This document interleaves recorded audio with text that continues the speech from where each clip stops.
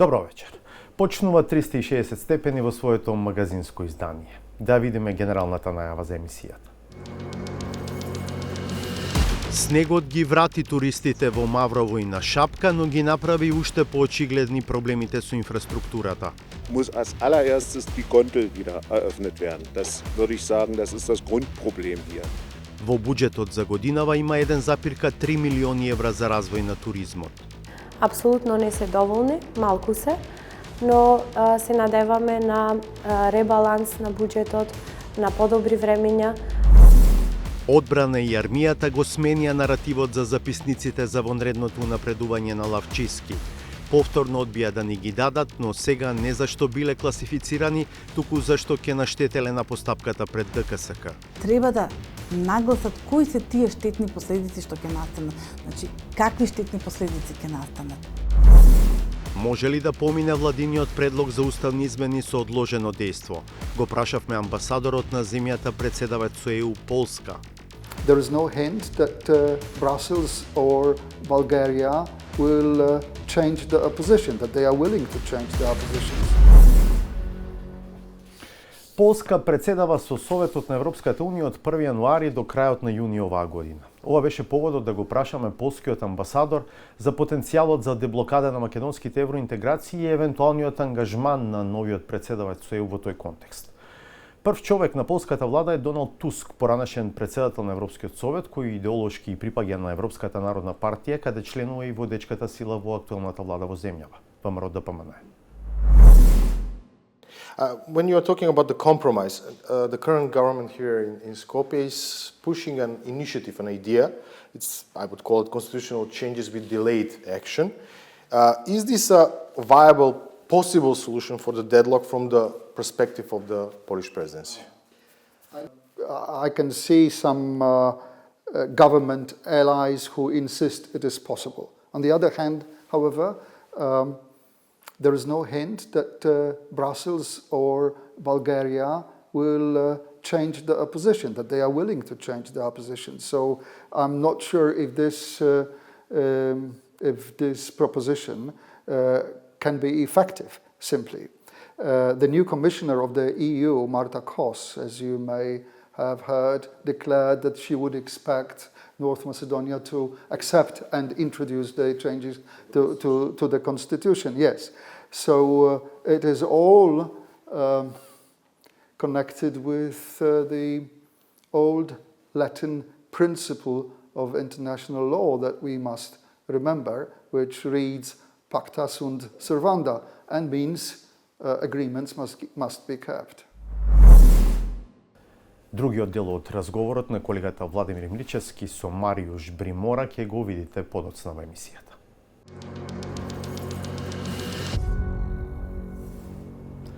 Речиси половина година се обидуваме по легален пат да ги обезбедиме записниците од кадровските совети на војската, документи без кои според законот за служба во армијата, Сашко Лавчиски не би можел од председателката Гордана Силјановска-Давкова да биде унапреден во чин генерал-мајор, а веднаш потоа да биде назначен и за началник на генералштабот. Во претходниот обид, Министерството за одбрана и армијата не убедуваа дека не можат да ни ги дадат документите, бидејќи биле класифицирани. Сега е сменија причината за повторно да одбијат да ни ги дадат бараните информации од јавен карактер. Александар Димитриевски. Сашко Лавчиски е името на офицерот кој од 18 август 2024 година е началник на генералштабот на армијата на Република Северна Македонија.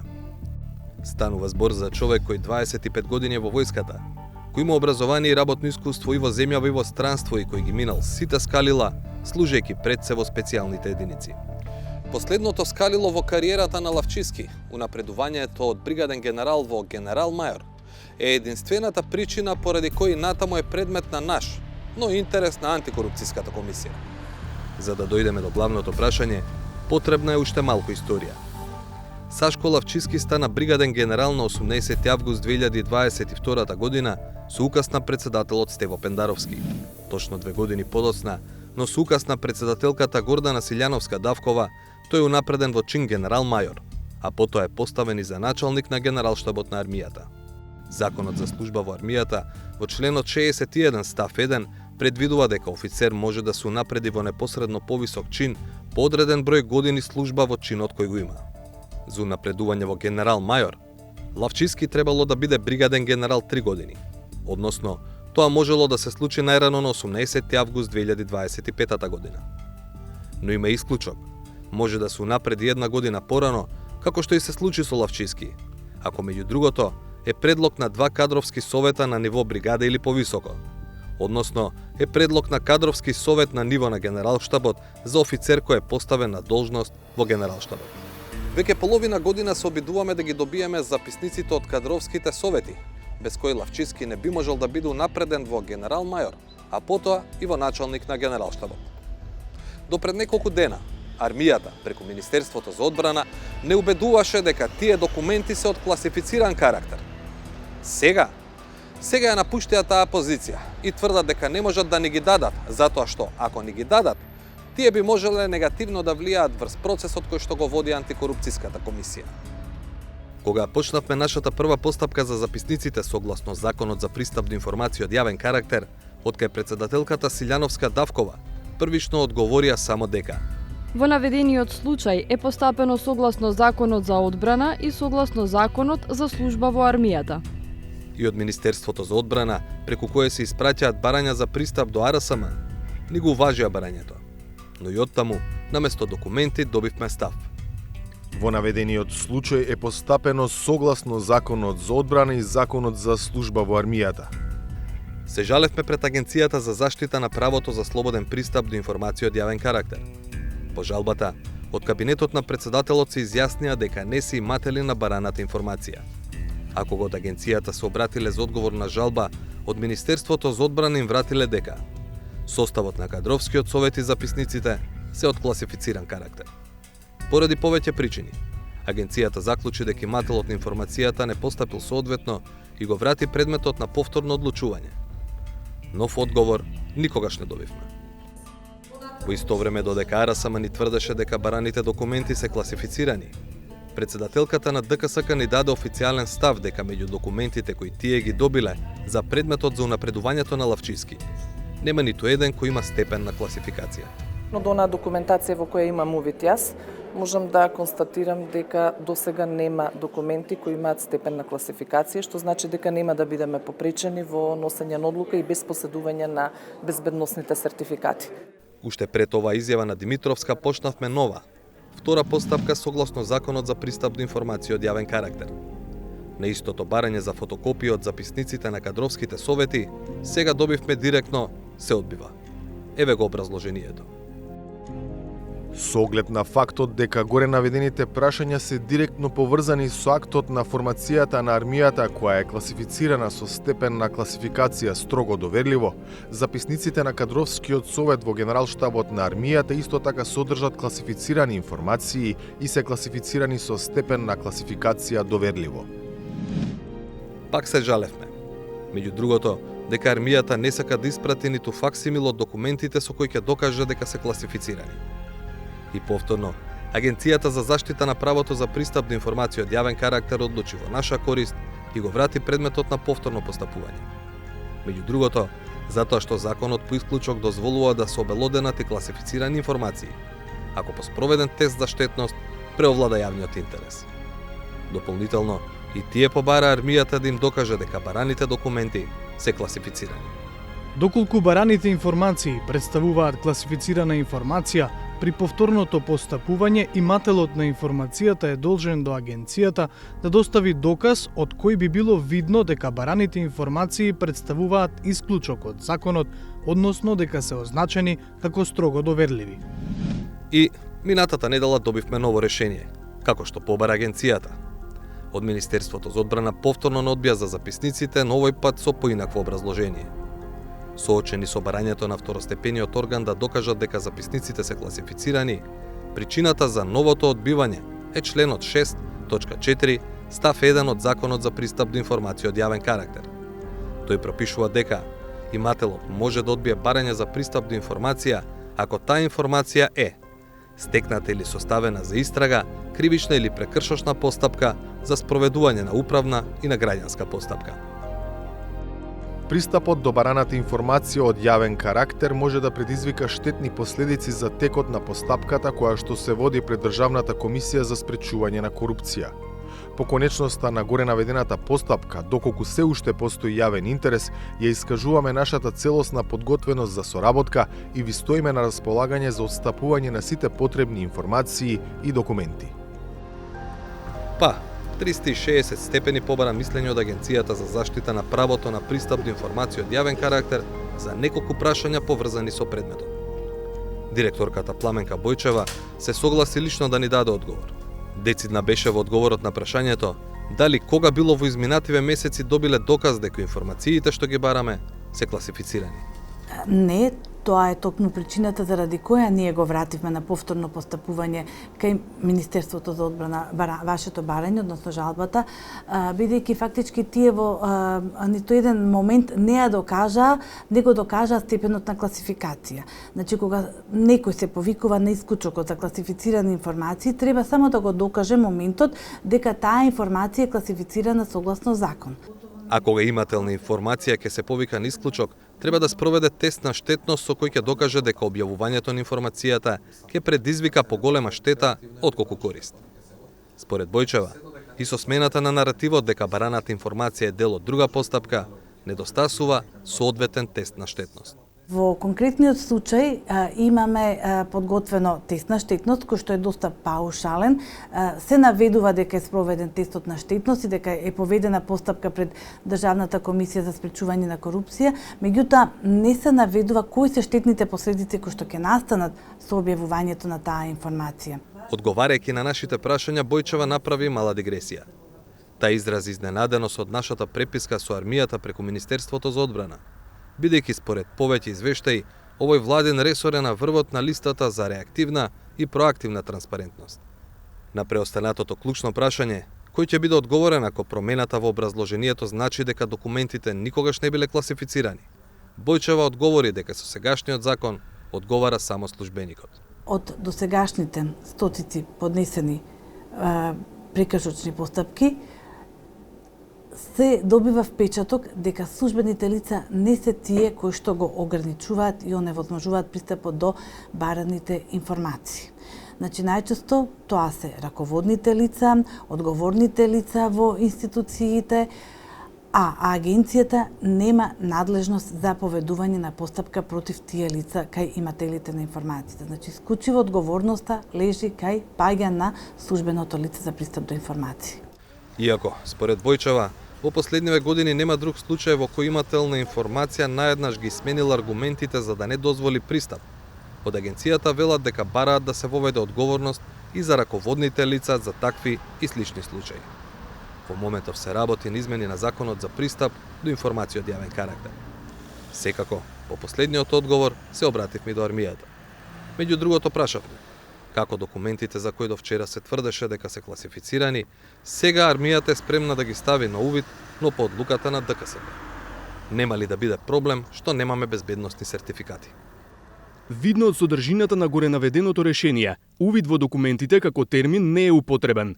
Туку се наведува дека ви стоиме на располагање за отстапување на сите потребни информации и документи. Употребениот термин «отстапување» има пошироко значење и во себе содржи повеќе форми и начини како ќе биде обезбеден пристапот до информацијата која се побарува. Додека терминот «увид» означува само една од можните форми за пристап до бараната информација.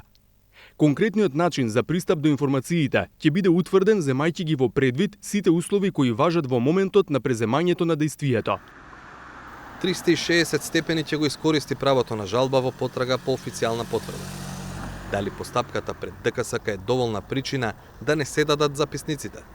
Дали биле класифицирани документи кои, според законот, се неопходни за предвременото напредување на Сашко Лавчиски во генерал мајор? Но и дали воопшто постојат? Во продолжение на 360 степени ќе видите цел блок посветен на зимскиот туризам во земјава. По 2 загубени години, врнежите од снег оваа зима ги вратија туристите во Маврово и на Попова шапка, двата најголеми ски центри во Македонија. Но потсетија и на проблемите пред се во делот на инфраструктурата. Почнуваме со сликата од Маврово. Таму беа Роберт Анев и Михаил Милошевски.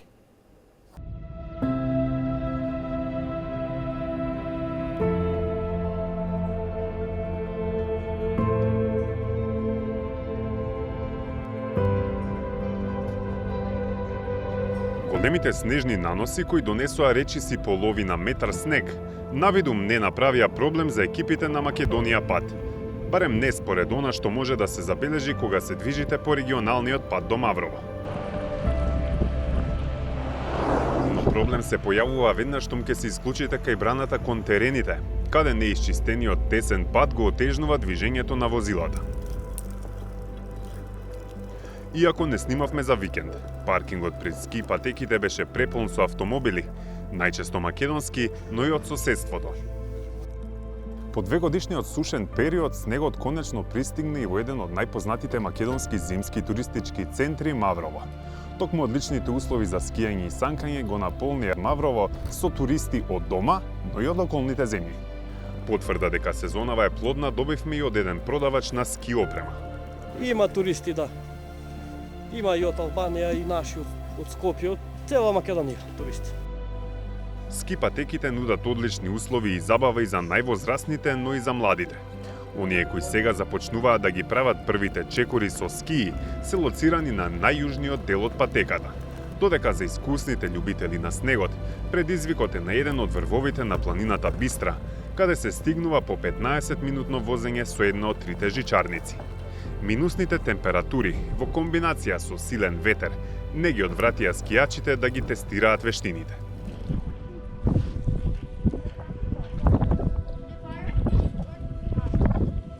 Еден од ратраците со кои располага концесионерот на ски патеките ја имаше редовната ротација за одржување на снегот кој наврна во ски центарот Ресорт Маврово.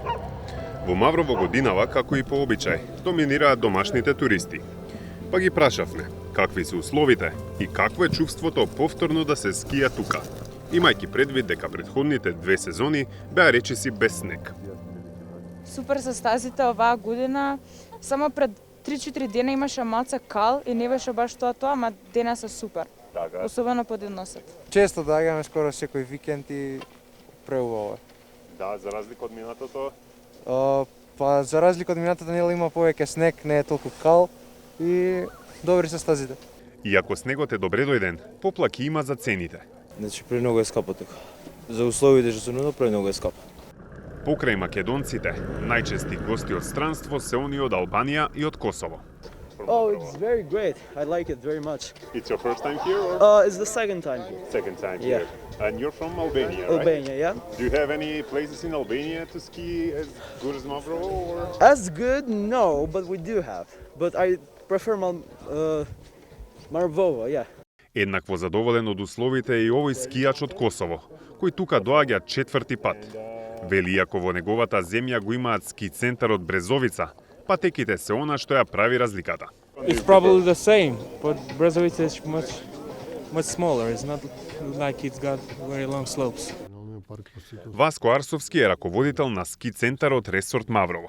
Вели, снегот кој започна да врне од минатата недела креирал одлични услови за зимски туризам, што пак е добар предзнак дека годинава ќе има плодна сезона. Па оваа сезона започна одлично, можем да кажем, затоа што скијањето почна од 5 декември, официјално. Значи, предходно веќе снегот беше тука, 30 ноември, меѓутоа да се спремат ски терените беа потребни неколку денови, така да официјално ски сезоната започна на 5 декември. До сега веќе значи се скоро 40 дена скијање и се надевам дека ќе биде убава година. Претходните 2, како што кажавте, се години кои што сакаме да ги заборавиме, затоа што реално имаше многу малце денови снег и малце беше скијањето. Ски центарот Маврово функционира во истите услови веќе 50 на години и затоа Арсовски вели дека секој домашен гостин е запознаен со понудата која ја нуди овој центар, но вели дека се обидуваат да го модернизираат теренот и условите за вистинските љубители. Оваа година имаме, да речам, луѓе кои што се од надвор, кои што ги спремаат самите стази за скијање. Најголем дел од реакциите се дека се стазите добро спремни. Значи се работи за луѓе кои што имаат искуство, нели, надвор од државата и кои што своето искуство овде го пренесуваат како што треба и се надевам дека се задоволни луѓето од самото скијање. За Маврово да направи чекор плюс кон регионален скијачки центар, Арсовски вели дека ќе биде потребно дополнително вложување и инвестирање во повеќе сегменти. од хотелско сместување до подобрување на условите за скијање. Но треба да вложи и државата. Потребата од модернизација и соодветно одржување на патиштата е повеќе од очигледна, бидејќи пред само 2 недели недоволниот паркинг простор, нецелосно исчистените патишта и несовесните возачи го блокираа сообраќајот и оставија стотици граѓани во автомобил со часови. Додека снегот ги носи туристите, останува предизвикот да се подигнат стандардите и условите за целосно искористување на потенцијалот на зимскиот бисер.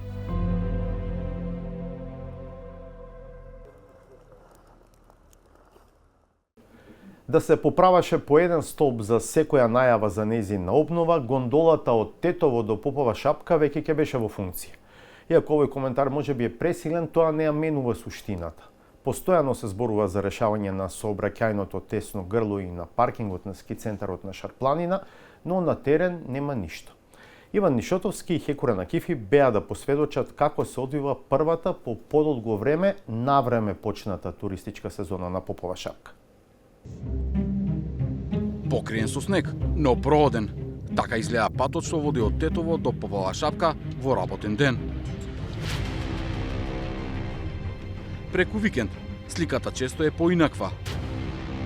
Бидејќи нема паркинг кај скијачкиот центар, посетителите ги остават колите на патот, па снемува простор и за разминување на возилата. Дури ако треба да помине возило на итна помош. Понеделнички, за среќа, имаше паркинг. Првиот скијач на кој наидовме ги пофали патеките, но не и како стигнал до нив. Кој што ви гледате, има многу заблокиран пат. Нагоре исчистене колку толку, ама пак тешко е да се качиш, едино ако имаш само некоја таке кола, джипче или нешто со кола тешко, бевмо со едни другари, едва и се качија нагоре. Треба поиќе малку да биде организирано за да се исчисти. Најдобар пример дека Шапка има што да понуди, но дека треба да се инвестира, беше нашиот следен соговорник. Турист кој ни се представи како Мишел од Германија. Поминал 1600 километри до тука, бидејќи му е ефтино, но мисли дека последната делница, патот од Тетово, не треба да биде со автомобил. Das ganze Skigebiet, wenn das erweitert werden muss als allererstes die Gondel wieder eröffnet werden. Das würde ich sagen, das ist das Grundproblem hier. Wir sind jetzt bei dem Schneewetter gerade 30 Minuten oder noch länger hier diese eine Straße hochgefahren. Weil heute Montag war, ging das. Am Wochenende sind 1000 Autos, da geht das gar nicht. Die Gondel muss eben halt funktionieren. Снегот годинава сепак беше доволна мотивација да се надминат сообраќајните гужви. Така се чини од сведоштвото на еден мал стопанственик кој со години издава ски опрема. По си вjet shkaku I Borës kemi më shumë turist, edhe është mirë, tani pistat janë shumë të mira. Ajo është. Pe nga ka turist? Po më shumë kemi turist Shqipërisë, Kosovës, nga Shkupi, Turqisë kemi, edhe vendet e huaj. Дел од гостите, како брендот Косово, советува дека Шара треба да се развива не само за скијање и не само за зима. Që njerëzit mi përdor autobusat me orë në pistë më shumë, e jo me orë me vetura private më ba të dhovi kolon. Për borën, për malet janë të mdhaja, dhe nuk është veç pista, po janë edhe verës ja vlen me ardh, nuk është veç dimri, me ba hiking, mujnë snowshoeing me ardh, po bukur ja vlen, jo vetëm pistë, po rreth pistës është shumë bukur. Раниот снег значеше и ран почеток на туристичката сезона. Но, по тоа е клучно, додава Бесник Бекири, гостите добро да се пречекаат и од угостителите и од државните институции. Si që jemi ne sektori turizmit apo gastronomisë, edhe sektorët tjerë, këtu përfshi Parku Nacional, përfshirë edhe Ministrinë e Punëve të Brendshme, përfshirë edhe institucione tjera të cilat duhet të jenë të angazhuara që të mundsojmë një mikpritje më të mirë të turistëve, cilët na vinë nga gjitha vendet e Europës, po mund të themi edhe nga mbar botën. Според Бекири, гостите од странство допрва ќе ги полнат хотелите и патеките на Шапка. Резервациите не се само од околните држави. Deri në këtë moment që po flasim, do të thonë një fluks i madh është nga Shqipëria, nga Kosova, tash flasim për turistët jashtë kufive tanë, edhe me automatizëm kemi edhe nga Gjermania, kemi nga Zvicra që vinë, nga Danimarka, Suedia, mirë po tash nga data 20 janar, fillon edhe fluksi më i madh i turistëve nga jashtë vendit, të cilët do jenë këtu prezent me një periudhë pak më të gjatë, shkaku se ne edhe organizojmë freeride ski me ato pajisjet tona që kemi edhe me kompaninë Shore Outdoors dhe në këtë periudhë do jemi më të angazhuar edhe do kemi një fluks shumë më të madh nga vendet jashtë kufive tanë. Туристи има и се задоволни од патеките, но за малку не моло да биде така. Абдул Гани Али, новиот директор на ски центарот, кој е во сопственост на државната ЕСМ, вели дека имале големи проблеми со инфраструктурата до пред самиот почеток на ски сезоната. Shifni problemet më të shumta i kishim te ski ashensorët, do me thonë nuk ishin të servisum, ato të cilët odeshtë të bon disa punë gjatë sezonit të verës, ne kemi ardhë, do me thonë, në tetor, kemi marrë detirën edhe në këtë kohë, do me thonë, ne kemi nisë me servisimin, me pranimin teknik, me lëshimin në përdorim të hotelit, i cili nuk ishë në përdorim, Hotel Slavia, do me thonë, edhe pse ki tjetëri as pak nuk është në përdorim, është i shkatruar. Kemi arrit me lëshu Hotel Slavin edhe të gjithë ski ashensorët i keni në përdorim. Го прашав Мали и за проблемите на кои најмногу се жалат гостите, патот и паркингот. Ни одговори дека за тоа е одговорна општина Тетово и дека според него градоначалникот покажувал интерес да се надминат проблемите. Komuna do me thonë, s'pari herë tani ka interesime dhe ka bërë plan urbanistik. Shumë vite pas nuk kemi pas as plan urbanistik, edhe kryetari i tanishëm, Bilal Kasami, ka bërë plan urbanistik ku janë të parapam edhe parkingje edhe shumë gjona të tjera, për ajo gjithashtu në ndihmon neve si ski qender, sepse ne si ski qender menaxhimi jonë është prej këtu të ski ashensorët edhe të hotelet që ka i kemi. Plani in për momentin është bashku me organet e rendit, me rrugët shtetërore të bëjmë pastrimin, bashkë ato andej, ne këndej edhe të kemi sa më shumë vende për të parkuar. Edhe rruga lartë që hapet nga komuna, keni një rrugë të re, edhe ajo do të lehtëson shumë, do me thonë, këtë pjesë. Дали урбанистички, дали поинакви, планови за Шапка има многу. Пред 2 години, тогашната влада представи стратешки инвеститор кој најави инвестиција од 180 милиони евра. Една година пред тоа пак, обнова на гондолата од Тетово до Попова Шапка, но и катна гаража со околу 900 паркинг места, ветуваше градоначалникот на Тетово Билал Касами. А неколку години пред него за гондола и за уште 6 други опции за Попова Шапка говореше министерот за економија Крешник Бектеши, врз основа на физибилити студија платена од државниот буџет. Така што, се е испланирано, само уште да се изгради. За проблемите со кои се соочуваат ски центрите во земјава, плановите за нивно решавање и генерално за визијата за развој на зимскиот туризам, Владко Чаловски разговара со Билјана Стефановска, нова директорка на Владината агенција за промоција и поддршка на туризмот. Конкретно во овој разговор сме насочени кон зимскиот туризам. Падна снег, со тоа и нагрна и туристите во ски центрите, особено Попова Шапка и Маврово, ама и заглавија. Заглавија затоа што непроодни се патиштата, нема доволно паркинг. Може ли така Македонија да развива еден зимски туризам? Се наоѓаме пред големи предизвици. За жал, 7 години изминатата влада немала фокус во туризмот воопшто, па ни во ски центрите. Не се вложувало ни во инфраструктура, ни во паркинзи, ни во достапност на туристите лесно да дојдат до тие ски центри. Предизвик е за новата влада да ги поправи тие негативни страни. Ете, во Маврово бев пред некое време. Паркингот не е обележан, лоше, мале, Попова Шапка исто така.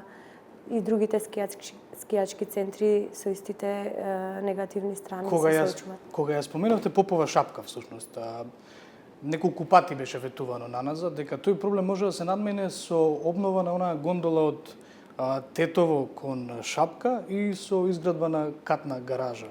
Ќе се инвестирали во овие проекти? Апсолутно треба да се инвестира, но секако во новата стратегија треба да влезе кои проекти, постојат физибилити студии проекти, но треба да се види кои проекти одговараат на генералната национална државна стратегија и стратегијата за туризам да влезе во склоп на таа генерална стратегија. Ама и таа ја немаме целосна? Ја немаме, за жал 3 години веќе немаме стратегија за туризам и друга стратегија немаме, што е многу негативен аспект на целата наша работа. Не знаеме во кој правец се движиме и кој пат треба да се трасира. Тоа значи дека нема ниту патока за зимскиот туризам ако нема национална стратегија? Нема, ние го даваме најдоброто од себе со тие ресурси и тоа што располагаме, го правиме максимумот и за промоција и за доближување на нашата понуда до странските туристи, секаде каде што одиме на саем, ние ги промовираме. Ние сме потенцијал, македонскиот народ треба да знае дека Македонија има потенцијал да стане европска водечка дестинација за зимски туризам, нормално после Алпите. Ние имаме... Ама тој потенцијал, извинете што ве прекинувам, но тој потенцијал е, например, Маврово, еден од најпознатите наши зимски дестинации секако. Меѓутоа и тој доживеа колапс. Неисчистени патишта, непроодност, имаше по неколку денови, по неколку часа всушност застој таму. Како гледате вие дека може да се реши тоа? Со вклучување на другите министерства за прочистување на патиштата, исто така животната средина треба да има удел, Министерството за транспорт и врски, значи, тим на агенцијата беше во посета на ски центарот во Маврово, разговаравме со заедницата, да ги кажаа тие негативни страни. Таму нема ниту едно игралиште за дечиња, нема како туристите ни да се анимираат. Значи, имаат одлични идеи за проекти.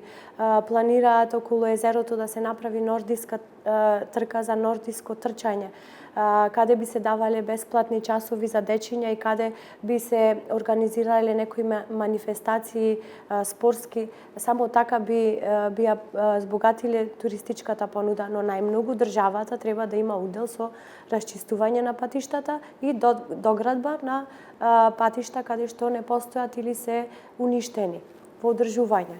Добро, гледајќи го буџетот и парите наменети за туризам, да, поголеме од минатата година. Доволни ли се овие средства за да се остварат дел од овие визии или проекти кои што ги имате?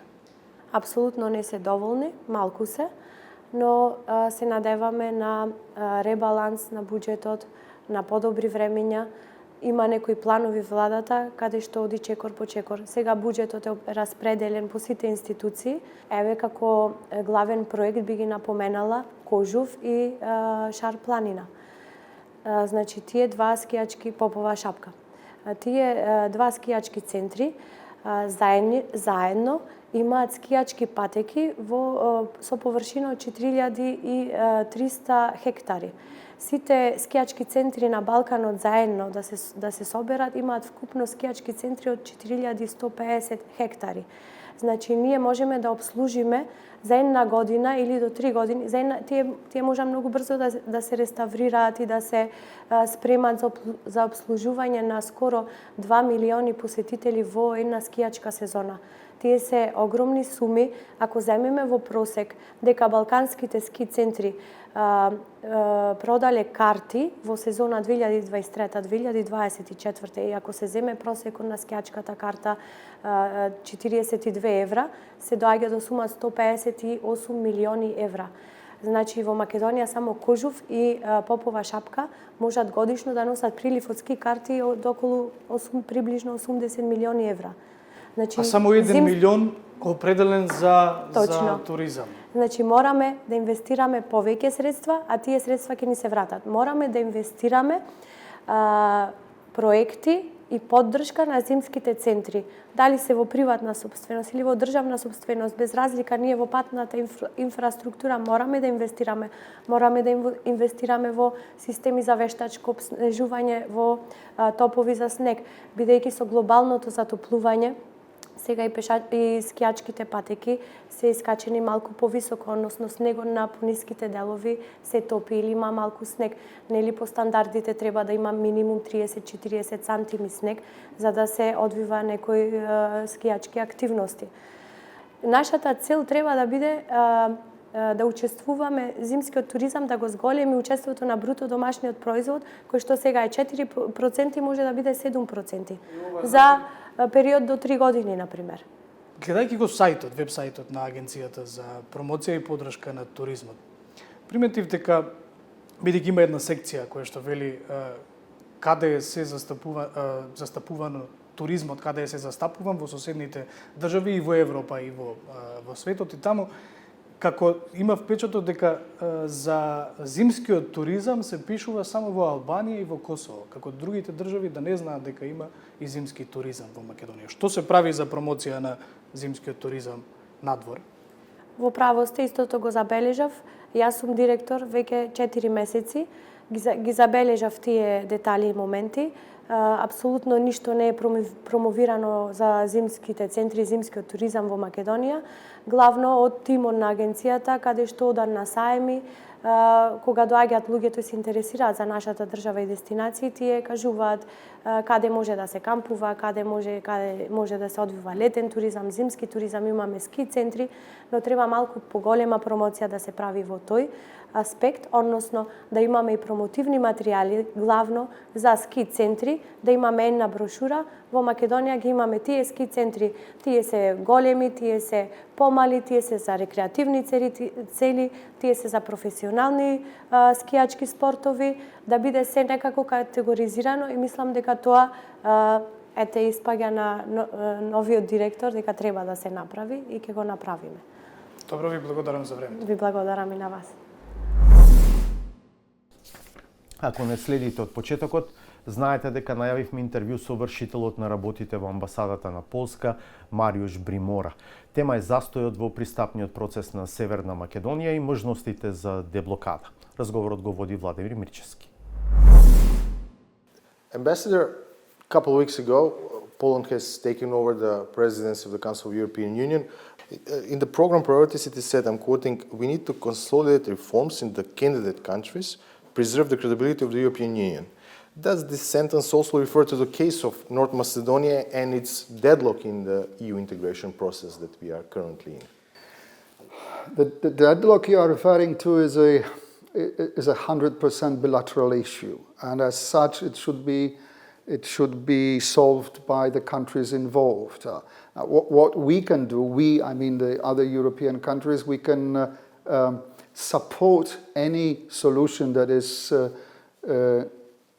going towards achieving a compromise on any kind of international fora or any kind of EU bodies, and we will definitely support such a solution.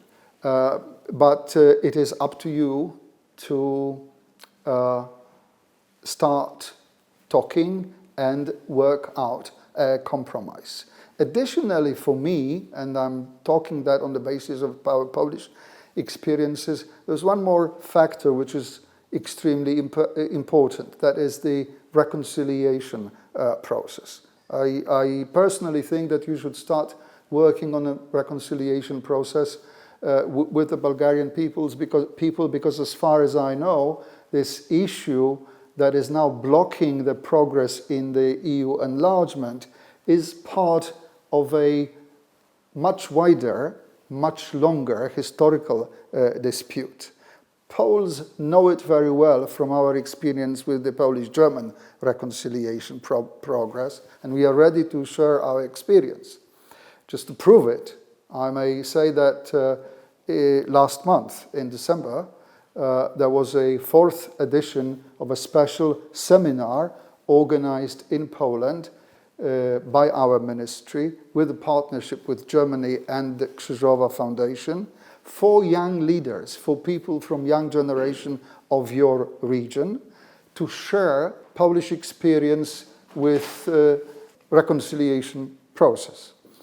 The feedback we got from these young leaders is very good, and that is what is also promising is that we are already here, that there is a plan to invite next year, for the next edition, also representatives of Bulgarian young generation. So reconciliation process, of course, is a long-term activity. It takes time. For now, it is the main task of your government to start talking and get to some kind of a conclusion acceptable for both countries as soon as possible. And again, it does not mean that we will not help. As far as I know, our Deputy Foreign Minister responsible for the European policy is planning a visit to Sofia next month. And I'm sure he will take the occasion to talk and encourage Bulgarian partners to also think about bilateral talks to achieve the compromise that we need. So you're planning to talk as a presidency of the Council of the European Union also with Sofia? Yeah, the Deputy Minister will go to Sofia. When you are talking about the compromise, the current government here in Skopje is pushing an initiative, an idea. I would call it constitutional changes with delayed action. Is this a viable, possible solution for the deadlock from the perspective of the Polish presidency? I know that Prime Minister Mickoski and his government hope that Bulgaria will agree to this delayed implementation, which I understand in practice would mean that you will make the amendment to the Macedonian constitution later when you become a member country, or at least when you open the last chapter of your negotiations. I can see some government allies who insist it is possible. On the other hand, however, there is no hint that Brussels or Bulgaria will change the opposition, that they are willing to change the opposition. So I'm not sure if this proposition can be effective, simply. The new commissioner of the EU, Marta Kos, as you may have heard, declared that she would expect North Macedonia to accept and introduce the changes to the constitution. Yes, so it is all connected with the old Latin principle of international law that we must remember, which reads pacta sunt servanda, and means agreements must be kept. I remember a good friend of mine, one of the most outstanding Polish Americans, General Ed Rowney, who was security advisor to 5 American presidents. And when he retired, he wrote a book about American disarmament negotiations with the Soviet Union. The book was called It Takes Two to Tango. I somehow believe that it is very true about your situation at the moment.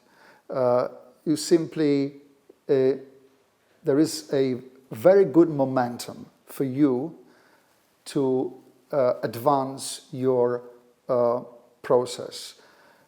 We know that this year marks the 20th anniversary since North Macedonia became a candidate country, and it still remains a candidate country. And we know now that there is this pretty unique constellation at the moment of willingness to enlarge the European Union with the Balkan countries, with our presidency, with the new authorities of the European Union. The trouble is to use the momentum before it is gone. I'm simply afraid that we started this conversation with talking about certain challenges that lie ahead of Europe today, starting from the war that is at our border and through all different crises that we have to face. And that may result in the question of EU accession by your country being put to the margin. And if you add to this certain unpredictability of the upcoming new American administration, which may turn the focus of the European Union to other issues like the Panama Canal control or the unsatisfactory Ukrainian peace project, then it may turn out that the priorities of the European Union will change and the momentum may be gone. So if I were your advisor, which I am not, and it's just my personal opinion, I would like your government to weigh all the cons and pros and see what they should do to make sure that they will get most profit for the people of North Macedonia. Ambassador, thank you much for this opportunity to talk to you. Pleasure. Ни вечерва нема да изостане саботажата. Да ја видиме.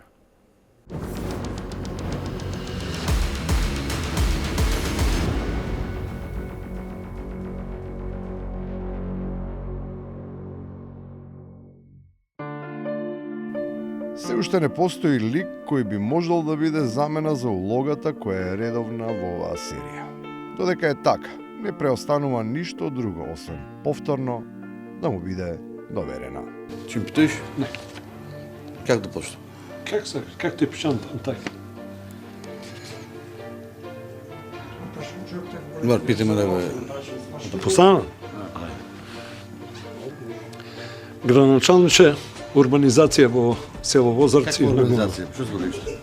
За разлика од многумина други, постојат и политичари кои умеат да прифатат шега, макар таа била и на собствена сметка и тоа отворено и пред камери. По градот со 4 метларки, најстарата е наменета како будилник. Таа е малце побучна, за разлика од овие, бидејќи е во поодминати години. По планот за работа таа планираме да се движи на улица Страшо Пинџев во близина домот на градоначалникот од 6:30 сат наутро до 7:30 часот наутро, види тој е малце потврд на улични и тешко му е станувањето на Савајле. Проблемот со спиењето во Кавадарци ескалира не затоа што трае долго, туку поради ноќните активности кои потоа се рефлектираат врз работата во општината и представуваат проблем во извршувањето на обврските.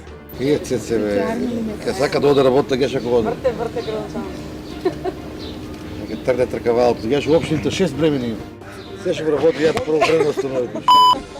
Тие пак што се зафатени понекогаш и не смеат да чујат баш се. Градоначалникот внимава на дискрецијата и не сака се да излезе во јавноста.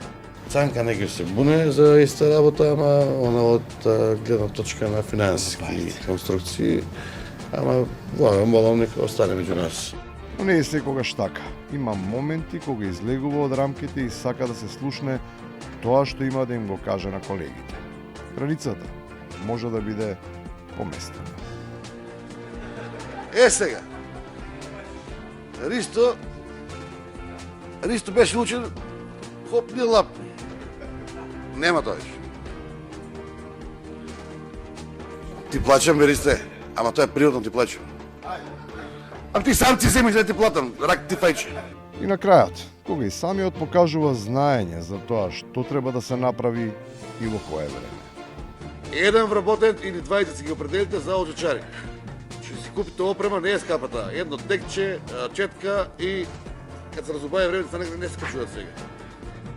Ако не е добро поставен и не е чист, оджакот ќе нема добар цук.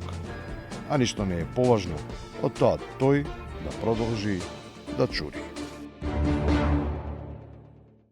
Поради преносите од светското првенство во ракомет и следното издание на 360 степени в понеделник ќе биде во овој термин, некаде околу 22:45 и 22:50. Бидете со нас. Пријатно.